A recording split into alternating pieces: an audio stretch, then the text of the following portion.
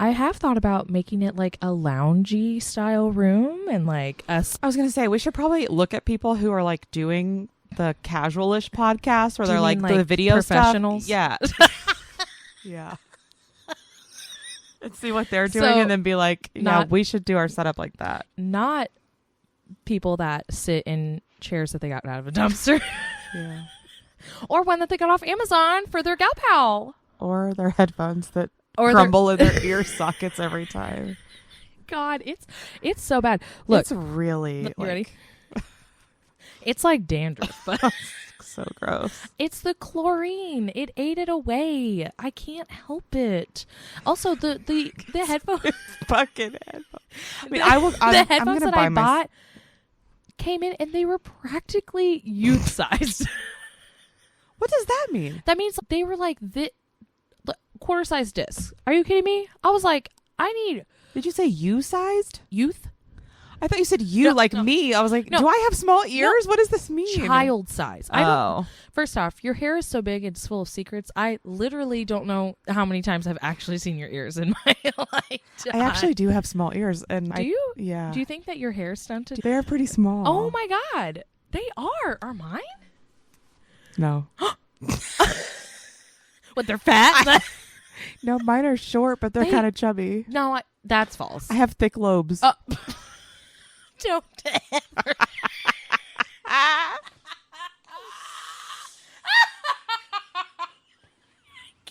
We need to move on.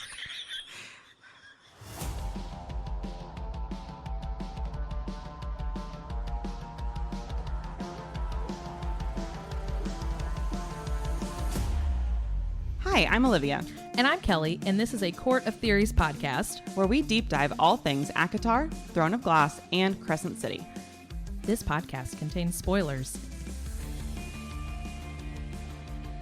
So I was on Reddit earlier, and you know how scared I am of Reddit. Were you commenting on Reddit, or are you just on it? I was just reading. Okay, because I'm not really brave enough to comment because I'm so afraid that people are going to attack me and tell me I'm stupid. And honestly, like most of the time, that's my job. Most of the time I don't care, but sometimes, like something about Reddit, I just feel like everybody is smarter than me and knows more than me, and so which is not true. But I just don't want them telling me I'm stupid. If somebody on Instagram was like, "You're a dumb bitch," I'd be like, "Okay." You're like, "Go fuck yourself." But on Reddit, I think it would actually hurt my feelings. I don't know why. I would say, what's the difference? I don't know, because like my username on Reddit is like some ridiculous thing with a ridiculous whatever default they gave me when I signed up. I just left it. So it's anonymous, basically, right? Because I don't want anybody to know that I'm stupid. It's like what is it, like left-winged bat? Like, oh, that sounds really targeted. It does. So I'm in the ACOTAR community, and I saw this post. It's actually from a year ago. Oh my God! Is it Emmy? It is freaking Emmy. God damn it! I thought you were gonna give me. It's not even a theory. Like if she ever listens to this, she's gonna be like, "You guys are the biggest fucking stalking creeps in the world." And you know what I literally did not know it was her until just now. We vibe, Emmy. We vibe. Literally, we vibe. I know. It's not really a theory, but it's a post by Emmy Ego from 1 year ago, and it's titled "Why Tamlin's Eyes Shifted," a low-key sad parallel that I'd never noticed. And it says Tamlin begging to save Feyre, and Tamlin says, "Amarantha, please," Tamlin moaned, his blood spilling onto the floor. "I'll do anything." Feyre begging Tamlin to save Rhys. "Please," I wept. I will give you anything." Something shifted in his eyes at that. And so I was like, "What? How are we interpreting this?" Yeah. So Cara Auden says, "Well, that hurt," but it also explains Tamlin's switch from pure anger to asking if she'll ever forgive him. Hearing those words, but with him on the other end of it, in that moment, I think he realized that he's the bad guy in Feyre's story. And then this one says, this is by Haunting Gold, says, "I love how this has different meanings depending on how deep a person looks at it. On the surface level, they're basically saying the same thing. But if you dig a bit, it shows just exactly how different the two characters are and how far they're willing to go. Tamlin saying he would do anything still leaves the impression that he wants to live. He would do anything, which means he would have to live in order to carry out his actions. He'd do anything for Feyre except die. On the flip side, when Feyre is begging, saying she would give anything, it's implied that she would give her life if it came down to that. Feyre is willing to do more and give more for Rhys than Tamlin ever would for Feyre. I'm like, ow. And then barely... That hurts. Yeah. Do you feel for Tamlin a little bit? No. He was the bad guy. Oh my God. This is barely holding on 97, Same. which I've never related to a username more. It says, yep, I actually referenced this in the Tamlin closure one shot that I wrote. I'm not even a Tamlin stan, but it was a headcanon that I needed to get out. And there's a link to a 4,000 word fanfic archive on our own. Was it like Tamlin POV? Yeah, I'll send you the link. I was halfway through reading it whenever we started recording, so I'm not going to tell you anything. Oh, don't tell me anything, but we will definitely link it in the show notes for sure. Yeah. I'm going to read you the synopsis. Mm-hmm. Or the summary, I guess. Give me. It says 3 years later, her username on Archive on Our Own is Captain_of_the_Gwynreal_ship. Captain of the Gwynreal ship. I love it. Okay. Except that I don't. No, actually I do. I love Gwyn and Asriel. Yeah, we want. I was confused at first. No, we want Aleutian and Gwen Real. Yep. Yeah, I do. But don't come for us. It's fine. You can. You can come for Liv. Yeah, it's fine. I can handle it. And you, as just long as not it's on not Reddit. Okay, so the summary, this says 3 years later, and the summary says, Tamlin has been running around the spring court in beast form for the better part of 2 years. On what would have been their 3rd year wedding anniversary, Lucien visits Tamlin to give him some updates about the other courts. Tamlin asks him about Feyre. Lucien informs him about the basics, but lets slip that she almost died giving birth the previous year. In a fit of extreme emotions, he grabs Lucien and winnows to Velaris to see her one last time. A one-shot Tamlin closure fic. It is 4,200 words, so it's not super long. Casual. Oh. I mean, I think I've made it very clear how I feel about Tamlin on this show. I'm going to stand by this. Tamlin and Rhys are the same. It's just the different environments, the different support systems, the different everything. Yeah, I mean, that makes a huge difference. I actually think that Tamlin, in certain instances, has more empathy than Rhys. But you don't become the most powerful High Lord in Brithian with... But why is he the most fucking powerful High Lord? For what? Sarah Janet? Did you just try to mimic my eye roll face? That is not how I look. And you know what? No, it's more like this. Ew. That is not how I look. You would look. It is.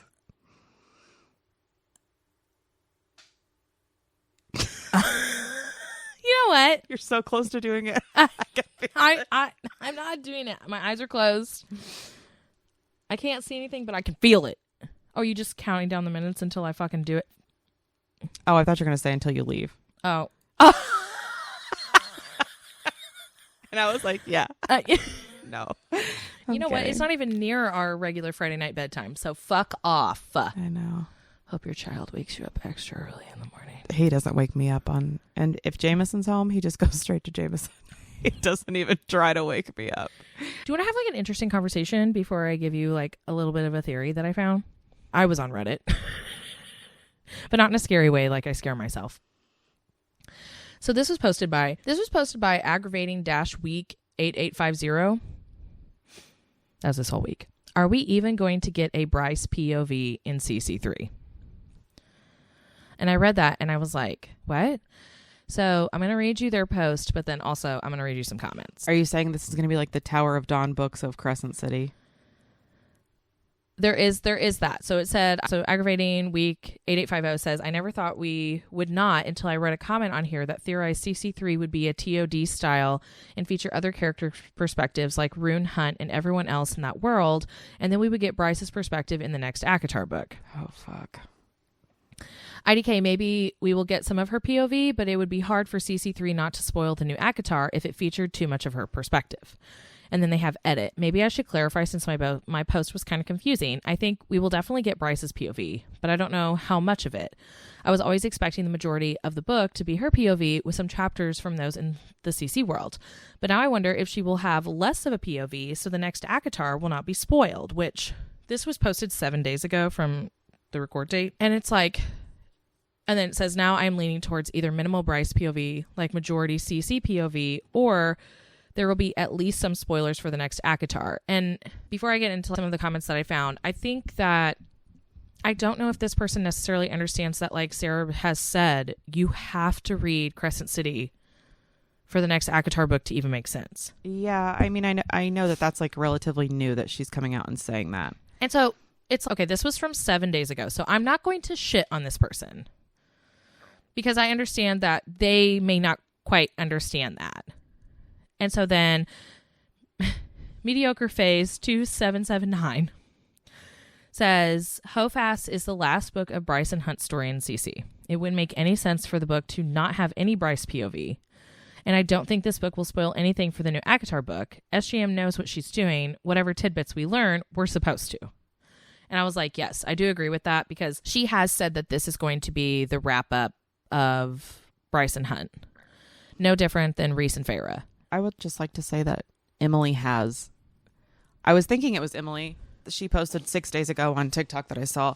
She's got kind of like her theory of how it's going to be laid out timeline wise. Yeah. I would love to explain it to you whenever you get a minute. Well, what I was just going to say was that and I mean, my view could very well change, but just from reading this, because I definitely wanted to bring it up to you because I wanted your thoughts on it. I don't have thoughts. I only accept Emily's thoughts. You only have Emily's thoughts? Well, because we had 3 books of Feyre and Reese. That was their story. So we will have more Crescent City books, but with Bryce and Hunt still in there, I feel like no different than in the first 3 of ACOTAR, because then, you know, we get the novella and then we get Silver Flames, and Reese and Feyre are still prominent characters in that story. Not the main storyline, especially for Akasif, but they're still clearly major characters that play roles in that. And I think that we'll see that in the continuation of Crescent City. But also, Crescent City, the CC3, is going to cross over into the next ACOTAR book. Whether that is Rune's character, or even if Hunt is still a prominent hero figure, or, you know, with him being a warrior, the Umbra Mortis. And I do still think that we're going to see that, because I think he'll mesh right in with Cassian and Azrael. But to fully just cut out, oh, well, you know, if you don't read, we don't want to spoil for the ACOTAR book. Yeah, I don't think it's going to be like that. I don't think it's going to be like that. I mean, she dropped a major bomb on us whenever it was My Name is Resand at the end of, so it's like the crossover's happening. We just need to accept that, and we need to accept it for however it shows up. But I am really interested in what Emily has to say. Here's what Emily has to say, and she frames it as why Elaine's endgame could be revealed in Crescent City 3 with HOFAS and ACOTAR 5 working as tandem reads.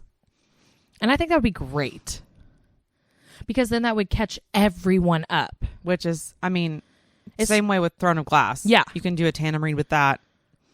So she says, no matter which way you cut it, the events of Crescent City 3 are going to drastically change the ACOTAR narrative going forward. As proof of this, consider Bryce. She owns the Star Sword, the sword of the first and only High King of Prythian. She likely has the 4th Dread Trove item in her back, the horn. She bears the exact same starlight as Thea, the Starborn Queen, who once ruled in Prythian. She is overtly connected to the Dusk Court in Prythian. Beyond that, there are even more connections between ACOTAR and CC. For example, Rune and Reese look identical and are likely related. The Autumn King and the Autumn Court, the Illyrians and the Demons of Hell with the same leathery wings, the Asteri originally living in Prythian, the Daglan, and wanting to return back there. As such, it's virtually impossible for these connections to be simply ignored in the next ACOTAR book. It will also be near impossible for ACOTAR 5 to take place after the events of HOFAS, as a significant amount of people have only read ACOTAR, not Crescent City. So these people would have no idea about the Dust Court, about Bryce and Midgard, and everything that transpired in an entire 800-page long book. So, to mitigate and solve this issue, I believe ACOTAR 5 will be Elaine's book, and it will take place sometime after the events of ACOSF.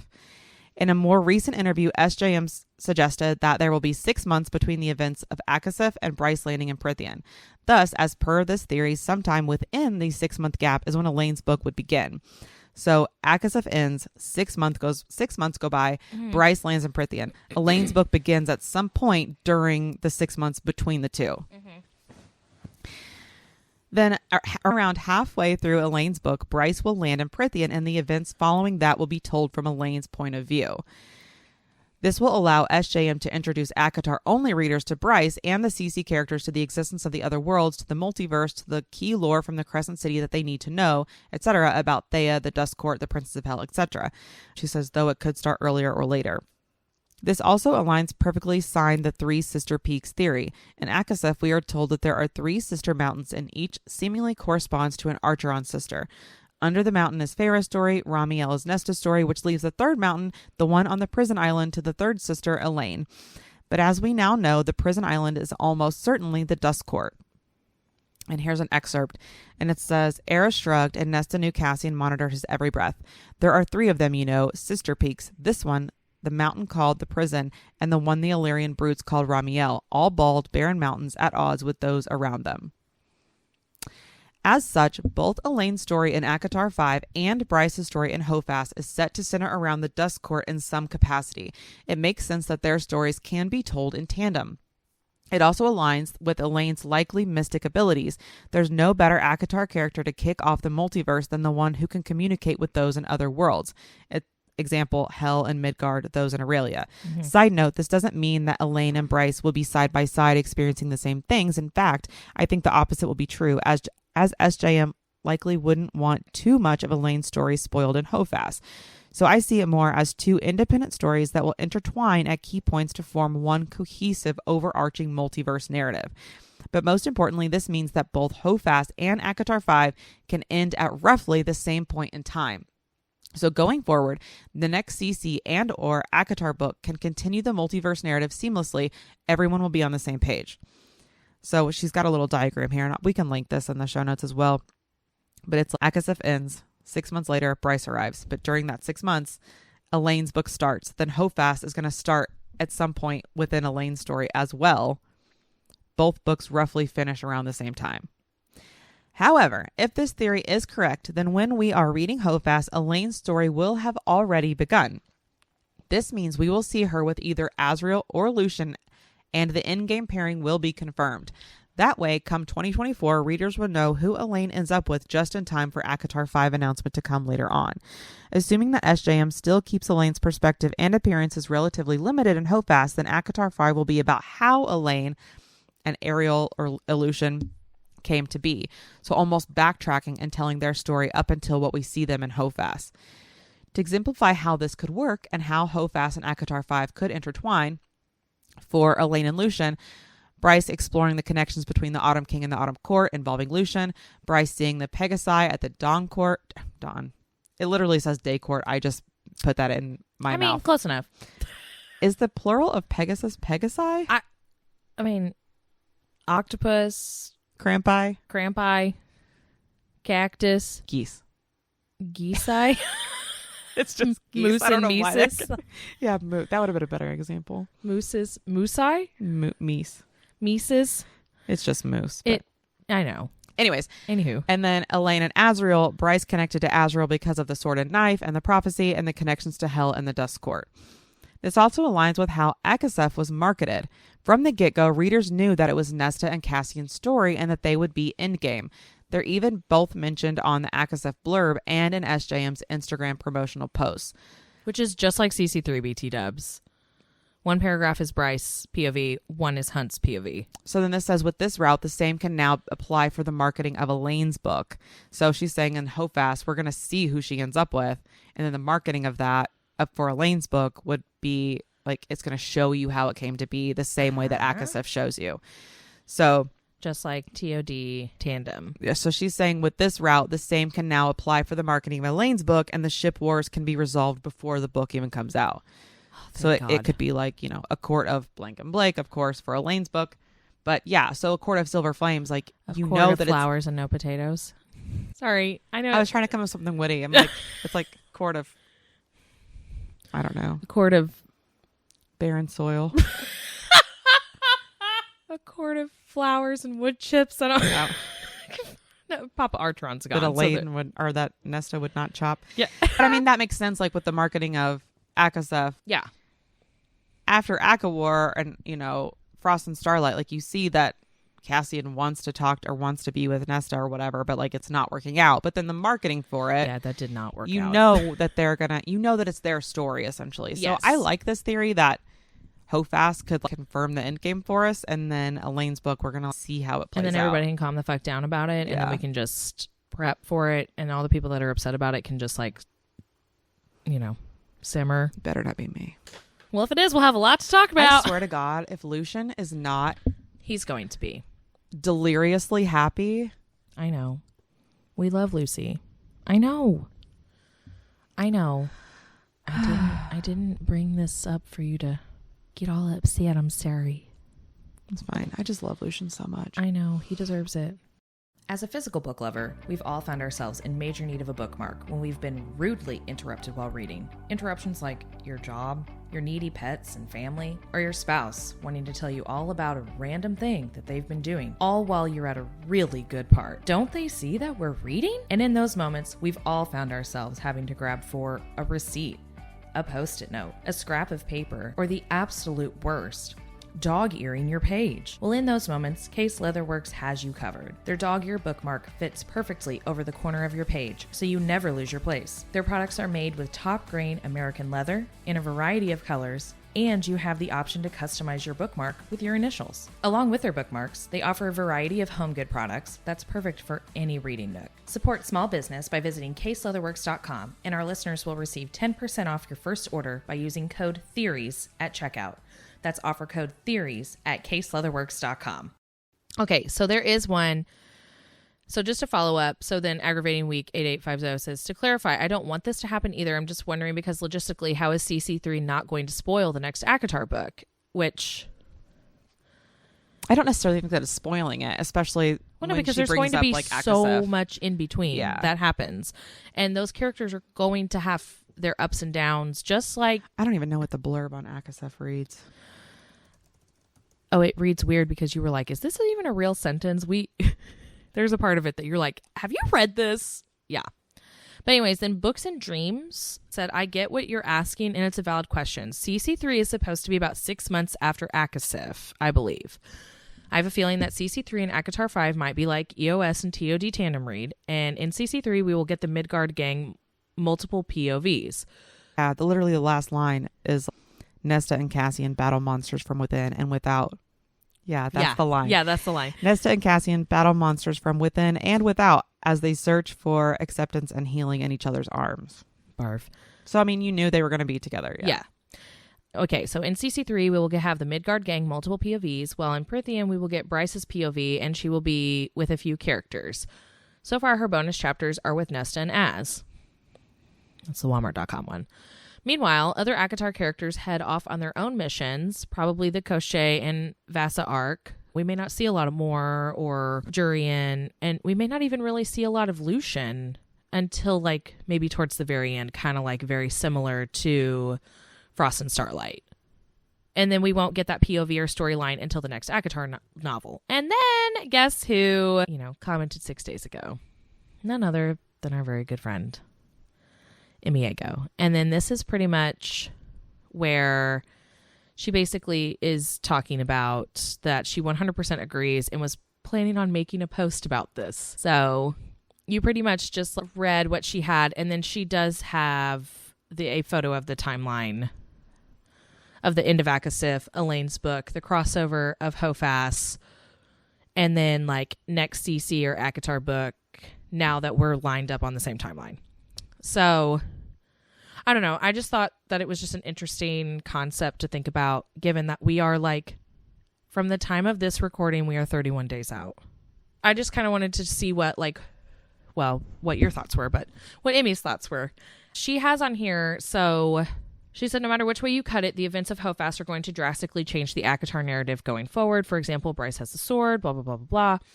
Kind of all the stuff that you literally said. And there's simply no way to ignore all of this in the next ACOTAR book.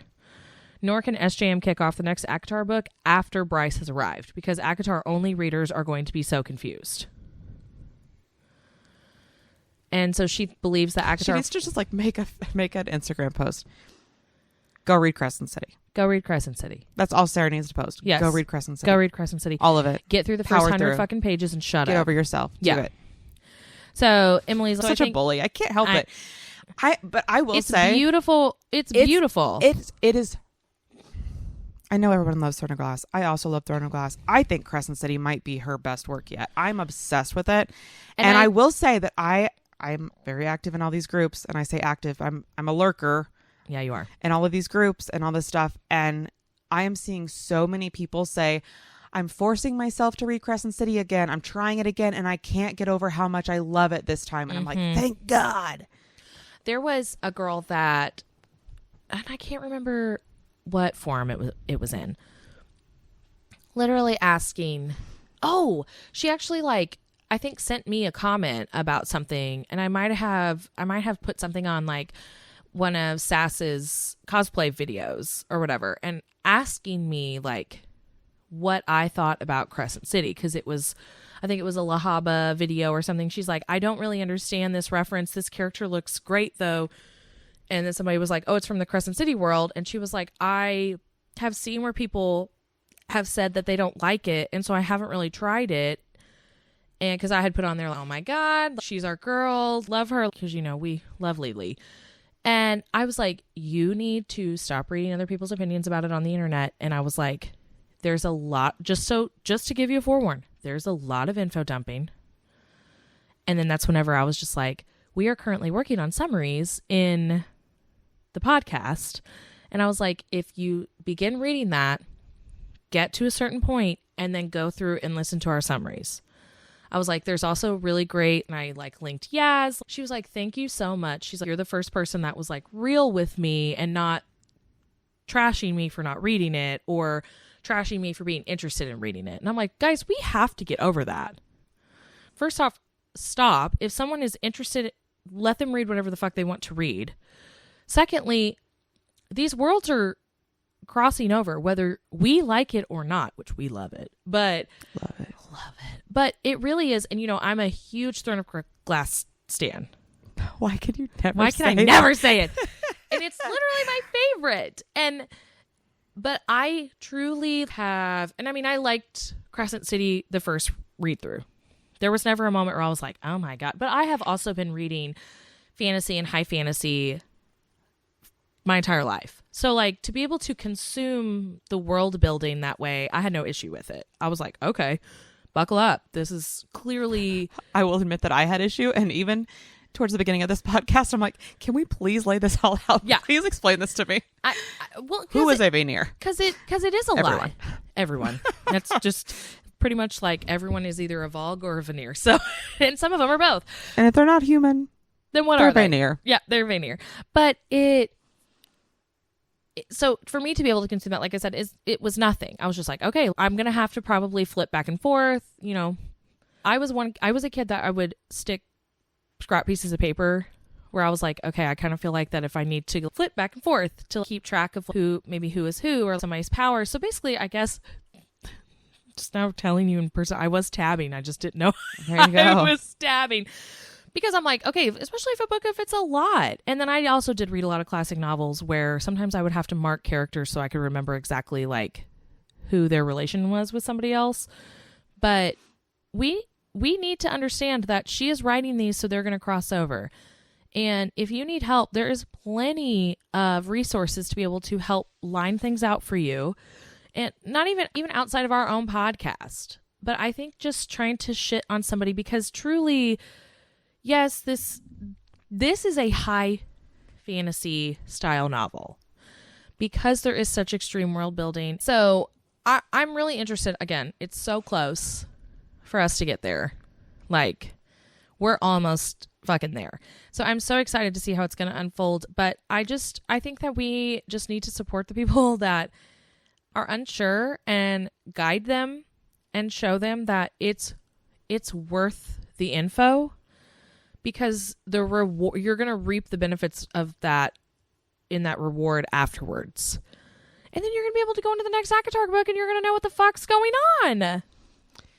Sarah's just like a writer that it doesn't matter what she puts out. I'm going to freaking read it. Yeah. And I can't comprehend other people not feeling the same. No, I understand. She's just one of those that you'll follow blindly. And that's perfectly fine. That's also me with JLA. I know that there's a lot of people that shit on her, and I'm just like, you know what? Like, I love her. I think she's fun to read. I like the worlds that she has built. I appreciate her writing style because she also like writes for her reader. You know, she's another one that writes for her readers, and that's what Sarah does too. And if you're not on board with it, that's fine. You don't have to be, but I think that, and then this is just really some of that culture stuff where we see just a lot of that like toxic culture on social media, like, and that's why we're afraid of Reddit, like being shit on and attacked on Reddit. But it's like, just let people read what they want to read. Unless you don't want to read Crescent City, then we're going to bully you into it. We will will definitely bully you in that. Because if you're going to sit here and you're going to tell us that you love ACOTAR and Throne of Glass, you need to fucking read Crescent City. Yeah. Because I'm sorry, it's all interwoven. And, you know, and that's why I think that this is so important for us, because quite honestly, she is going to be one of the first female authors to do this. She's doing, and I know I have that said we're this. Aware of. That we're aware of. I mean, if there's more, let us know. But for this magnitude of a following. Yeah. You know, she is pulling a Marvel. And as we get closer, it gets even more exciting. Where we're like, holy shit. She is pulling a Marvel that keeps building. They're literally still making shows for characters that have been in all these Marvel movies. So imagine the world that she can continue to build. But just even so, like, she could make this massive, and it could just be massive. Horizontally scale it. Yeah. Huge. But like vertically, the way she's scaling it too, it's not like she's giving us a bunch of surface level stuff over a wide thing. I just read you the Tamlin thing. Yeah. That little shift, the shift in his eyes. I don't know, just. And it's those minute details that, I love that people find, and I love that people compare, because that's also what makes this so much fun for us. For you and I to send that shit to each other, where it's like, we get giddy, we get excited, because even if it's not us realizing it, it's that, oh my God. And then also to be able to share that fun stuff with everyone, because, you know, there are people that are not on Reddit, that are scared of Reddit or off of Instagram. I'm not on TikTok. So the shit that you send me on TikTok, I'm like, ooh, this is foreign to me. Speaking of Reddit, I saw a thread the other day, and it was like making fun of people who read SJM's books and have all these theories and stuff. And they're like, guys, it's not that deep. Like, sometimes what it says is just what it is. And I'm like, is it? Is that Sarah Tell trying us you to don't test know how to us? think critically without telling us you don't know how. I'm just kidding. But are you? No. Because we literally say that to each other all the time. Like, just critically think about it. Like, to people that say shit like that. I get wanting to read books and not dissect them. I get that. And there are you books that are can like do that. that with these. Yeah. But you can't tell us that it's not possible or that there's not more there, because over and over and over, so many brilliant creators, not us. We just bring a platform to the brilliant creators. We are the stage to present them. We're the Vanna Whites of this. There's so many brilliant creators disproving that again and again and again. And I know. I appreciate these creators so much. I appreciate all of the thought that people put into this. I love it. Obviously, we've created an entire podcast about it. We just eat it up. We have people listening to our podcast because they love it too. And I love sharing it. So if you see those Reddit posts making fun of theorists, let it go, because we've got your back. We've got your back. We are here. We are listening to you. And also, don't let people shit on you if you are a grown-ass adult and you love this kind of shit. Raising my hand. Raising your hand. I mean, I don't know what you mean by grown-ass adult because I am a 32-year-old teenager. No, I know. We will never grow out of our emo punk phase ever. And it's Instagram and Reddit and TikTok have allowed those of us that have had to almost feel like they've had to be like closeted, like fantasy readers and consumers for so long because it wasn't cool and you felt like that no one was going to think you were cool. And so it was like, oh, I'm just not going to be mainstream nerdy, you know? And to have it to where I can go and find those people, find my people, and then have one of my lifelong friends become one of those people and us be able to share stuff like this. Like, I think that's what makes fandoms like this so much fun. And I know there's a very dark side to this fandom. And that's why we try to be on the light side of it and just support those people. Anything. You can't have the good without the opposite of it. But it's, you know, those people that are shitting on it and those people that they just don't get it. And that's okay. They don't have to get it. Yeah.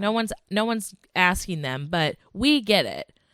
For us to be like, here is Tamlin's eyes, or here is, you know, here's a book that showed up from one world to the other, or like the most minute things. But that's what's so much fun. Also, like, how much sleep are we going to lose? Because you know that bitch is going to drop at 11 p.m. our time. That's what Jameson's like. You're not even going to sleep that night. I'm like, probably not. No, and probably not. I appreciate you not being upset for me for knowing that fact. Yep. Ain't no shame in that game. Because that's what happened to me with Gold. What time do Audible books release? I think that it says usually around midnight Eastern time. So 11 o'clock our time. Yes. Mm-hmm. It's really nice to be in that. So it's about the same amount of pages as Sky and Breath? Yes. It's very close. It's 8 something. So if I start that at 11 p.m. when it drops? At 11 p.m. when it drops. I could be done with it by like 9 a.m. probably. Olivia, you're not even going to be like comprehending at that point. You don't know me like that. At first I thought you were trying to flip me off and I was like, are you stroking? What is going on? And then what, you're going to re-listen to it during the day whenever you wake back up? Yes, you are. Absolutely. I actually don't even know why I fucking asked that. Yeah, I'm going to listen to it all night as soon as it drops. With my Kindle version probably. And then I'll probably be at Target when they open and pick up a hard copy because you know good and well my Barnes & Noble copy will not be there on release day. Oh my God. There's going to be so many things, bro. I'm going to have so many of these books show up at my house in case he's going to shit a brick. Whoopsies. Do you want to hear a theory about your favorite chimera? Yes. Tell me about Syrinx. So this was posted on Reddit 7 days ago. 7. Okay. By Jaded Bug 13. So this theory was partially inspired by one of the DT Faye podcast theory episodes. That's a cool podcast name. But they say, but I can't remember which one. But they talk about how Syrinx having a male, quote, male scent is suspicious. And then them thinking that he was Apollyon coming through the cracks / possessing Syrinx somehow. Or that he was a shifter with a Fae form who we haven't met yet. I've also seen this theory floating around on here, but haven't even considered it when I was originally reading the books. There's also always the option that he was someone that Jezebel turned into a chimera, as she is prone to turn other people into animals, but we've yet to see her turn someone into a more magical animal or combination of animals, a chimera like Syrinx. She did. They say she bought him, though. That's the only thing I would think. But is that what she said? I don't know. She could have very well bought a person. We know that Sarah is a fan of Howl's Moving Castle, but what I'm drawing on here is what Miyazaki film is actually loosely based on, the first book in a series of the same name by Diana Wynne Jones. In the film, the scarecrow turnip head is turned back into the missing Prince Justin at the end, after helping Sophie throughout, well, everything. There's also the strange dog-like creature, looks like some sort of long-haired beagle with feet that do not look like they belong on the same animal, a chimera perhaps, named Heen, that works for Madame Solomon and later joins Sophie's little family. Notably, there's not really anything more to him in the film than that, which brings me to the book. In the book, Heen does not exist. Rather, there is a dog man, mainly named Percival, and briefly Gaston, and by dog man, he shifts randomly and unstably between a man and different breeds of dogs, who has no memory of his past. So he's suffering amnesia and just shifts around as different dogs. What a life. Percival was quite literally made out of a combination of parts from the Wizard Solomon and Prince Justin by the Witch of the Waste. So this is all in Howl's Moving Castle. And was her servant for a time. A human creature named Gaston. Until she got mad at him and turned him into a dog and left him leashed at a market, until Sophie untied him and he ended up running off living with her sister Letty and another character as a cursed dog man. Letty sends him to look after Sophie when she finds out she's living with Howl, and eventually Howl lifts the dog curse, restoring Percival to personhood. But he doesn't recover his memory until after the Witch of the Waste and her fire demon are destroyed, and Howl can separate all of the Prince Justin parts out of Percival and restore him to personhood using the Prince Justin body the witch was recreating, which sounds very wraith, by the way, like sticking it into a different body. The wizard Solomon cast all of his magic off onto a scarecrow when the witch was hacking him to bits, and he is able to be restored as well, if I remember correctly. It's been a long time since I've read the book. I just remember these parts because they're crazy. Anyways, moving on from Howl's. In Greek mythology, a chimera was a monstrous fire-breathing hybrid creature from Lycia, Asia Minor, composed of different animal parts. It is usually depicted as a lion with the head of a goat protruding from its back, that's weird, and a tail that might end with a snake's head.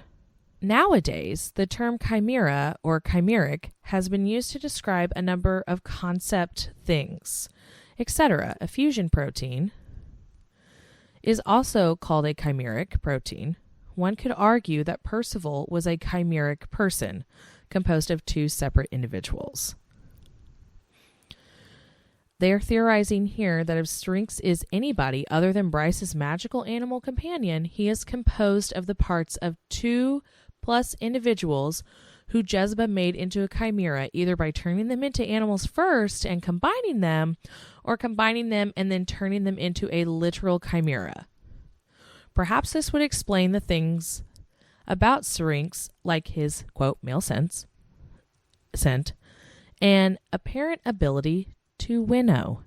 And then they have on here, however, I can't think of any crucially absent characters from Crescent City who would be so important to the plot other than maybe Sirius. But, I mean, Sirius was consumed and destroyed.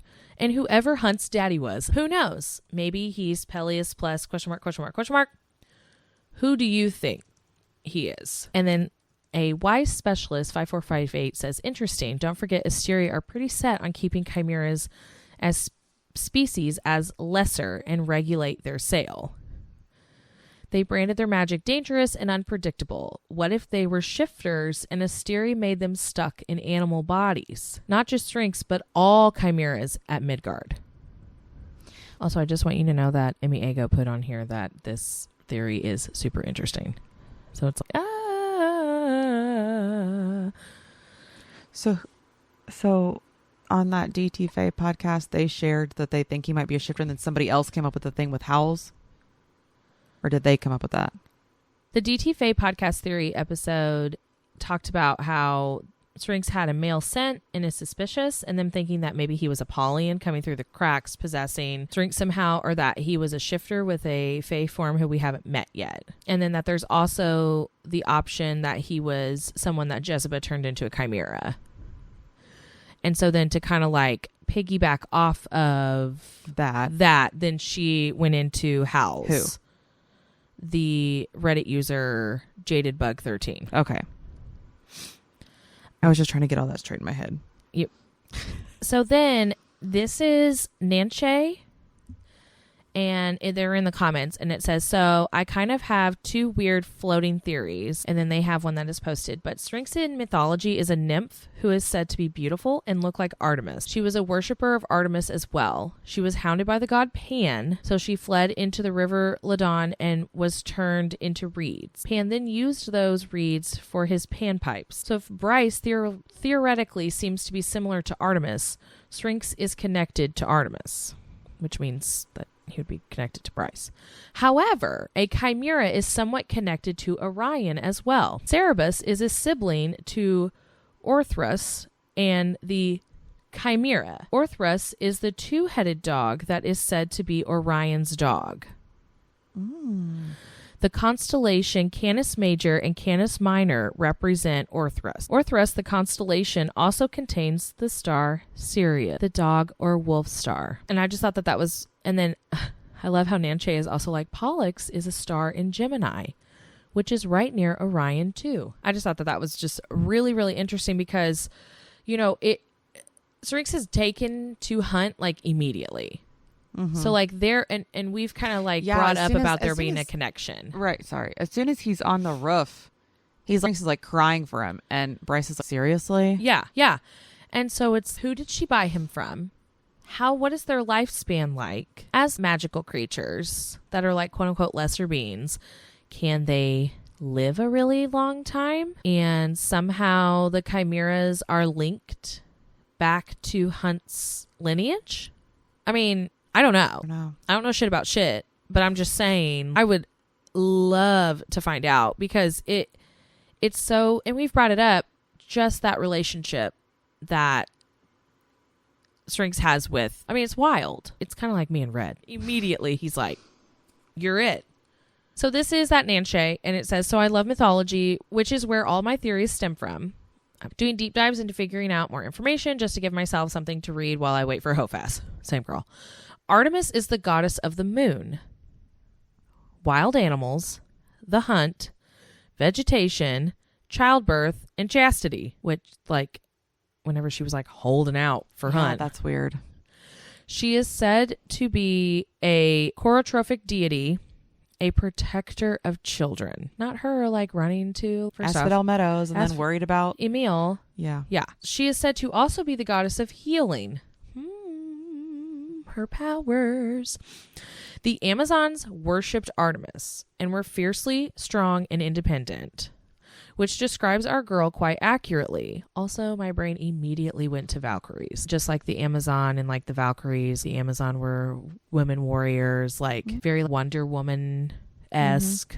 Anyways, that's not what this part is, but that's just where my brain went. So the Amazons, they were warriors and hunters who were as skilled and courageous as men in physical agility, strength, archery, riding skills, and the arts of combat. Not Bryce, because Randall teaching her all that shit. Anyways, the Amazons, ironically enough, were said to be from the same place that used to be known as Illyria. Amazing. The nymph Syrinx in mythology was a follower of Artemis and said to resemble her as well. Copycat. Syrinx, as in Bryce Chimera. But wait, there's more. That's what it says. That's not me. I mean, I said it, but she wrote it. A chimera in mythology is sibling to Cerberus. Orthrus, there's literally an R in one and not the other, was also considered to be a chimera. Some myths have the constellations Canis Major and Minor represented of the double-headed Orthus. But a star inside of those constellations, Sirius, the dog star. But Sirius, Orion, you guys, I know I keep seeing people say that these theories are insane, but the threads are there. SJM is a genius who loves to plant tidbits to see if we catch them. I enjoy learning more about mythology and applying it to what I know about the other books. I think like you can definitely draw the parallels between Bryce and Artemis as far as mythology, and especially if we're looking at the Amazon, because those things like lined up too well with Bryce and her character overall. So then I decided to Google Artemis and Orion in mythology. So this will actually make you feel pretty good. You ready? Yeah. Orion was a famously talented hunter and a very good-looking young man. Hair flip. Artemis was an extremely gifted huntress as well, and when she saw Orion, she fell madly in love with him. They hunted together, dined together, but never slept together. Pretty close. As she continued to hold her virginity in high esteem. I mean, Bryce didn't hold her virginity in high esteem, but there is that parallel where she was like, wait it out. Let's wait it out. Let's wait it out till winter solstice. Solstice? Oh my God. It's midnight. Oh. She kills him. She kills him. I was waiting when you were going to say that part. I knew that part. Isn't she tricked into killing him? Yeah. That's why I think the theory that Regelius inhabits his body is very valid. Also, not it being Apollo who tricked her. Sounds a whole hell of a lot like Apollyon. I better make sure that I'm very hydrated on January 29th. I have a feeling I'm going to cry a lot that night. Oh, I was like, why? So this is called the Scorpion. It says, while Orion was sleeping, he dreamed about a giant scorpion appearing in the forest to challenge him. He immediately reached for his sword and hit the scorpion, but he could not pierce its armor. They fought all night long. The scorpion almost pierced his heart when he woke up, but then he realized that it was just a nightmare. He got up and walked outside, drenched in sweat, and shocked to see that the scorpion from his dream was in front of him. Apollo sent the scorpion to kill Orion. He immediately battled with the scorpion, and similar to his dream, he could not pierce the scorpion's armor. The creature moved closer and closer to him, which makes him decide to swim off from shore. While Orion was escaping from the creature, Apollo approached his sister, which is Artemis, and told her that Candion, an evil man who attacked a forest priestess, was there trying to flee by swimming across the sea. The idea of someone who attacked her own people infuriated Artemis. She went to the sea straight away, and Apollo quickly pointed out the man swimming far out in the sea, whom she did not think was Orion. Artemis abruptly released her arrow, and it accurately hit the right spot, her Orion.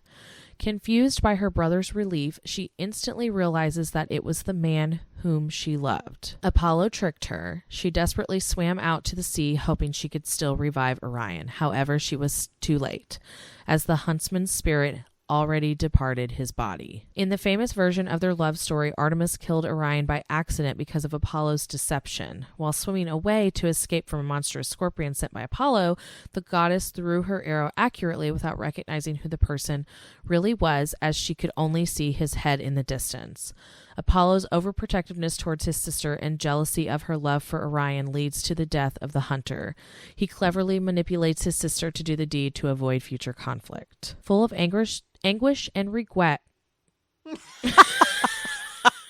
Oh my God, are you okay?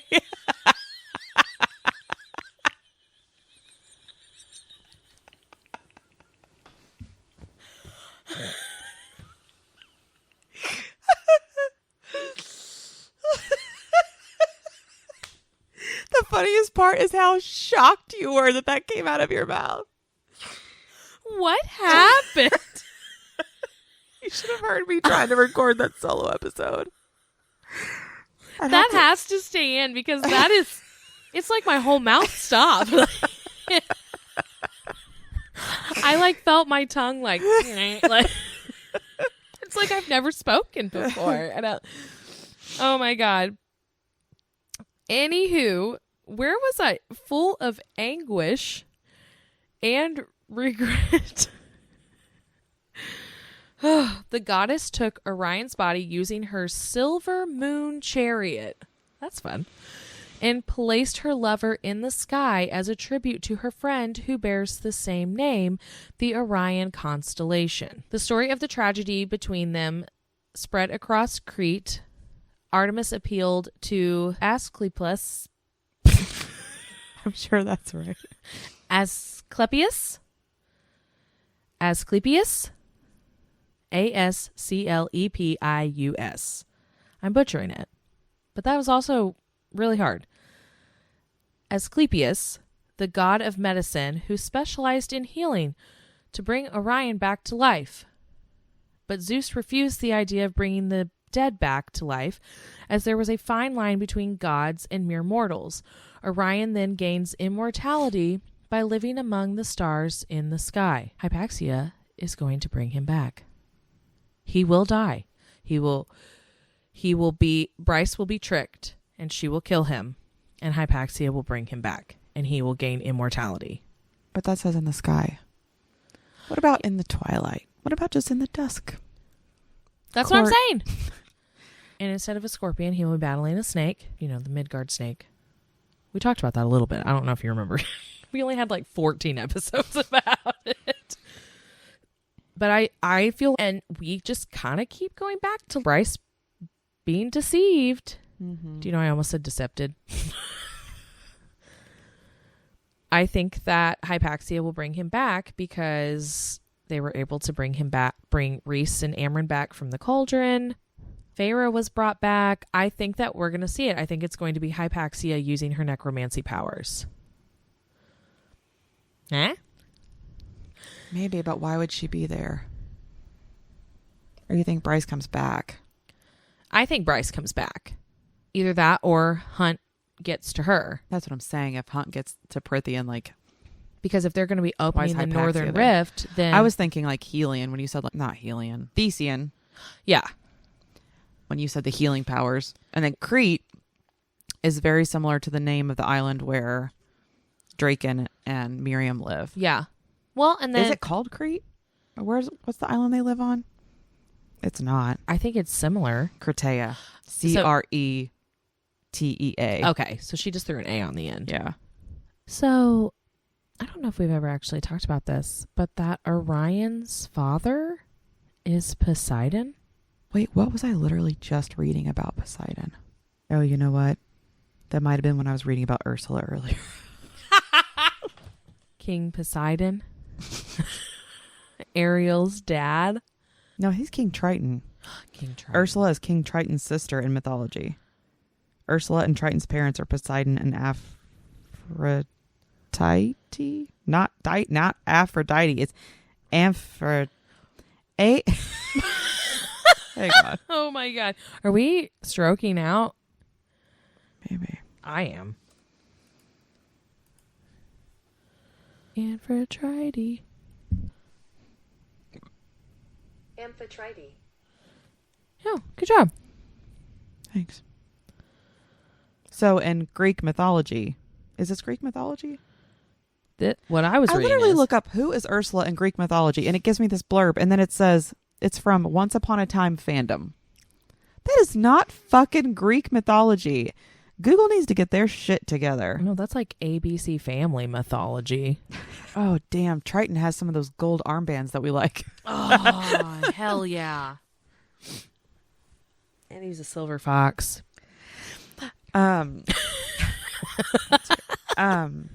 He in mythology or whatever, Triton is the son of Poseidon and Heidi, but it doesn't say anything about Ursula. I think, did Disney make her up? Probably. That sounds like a very Walt thing to do. He made Peter Pan racist and made up Ursula. What? There's literally warnings. A dolphin convinces her to marry Poseidon. Amazing. Is it kind of like that woman who had the sexual relationships with that dolphin? You know what I'm talking about? No. Thank God. Oh, because that was fucked. There's like a movie about it and shit. Not something that I would watch because even I have morals. Like, facts. Don't look at me like that. We don't degrade dolphins. Actually, dolphins are very sexual creatures. So they actually try to fuck humans. They do. Google it. Just don't click on video because I'm sure that is a fucked up mess.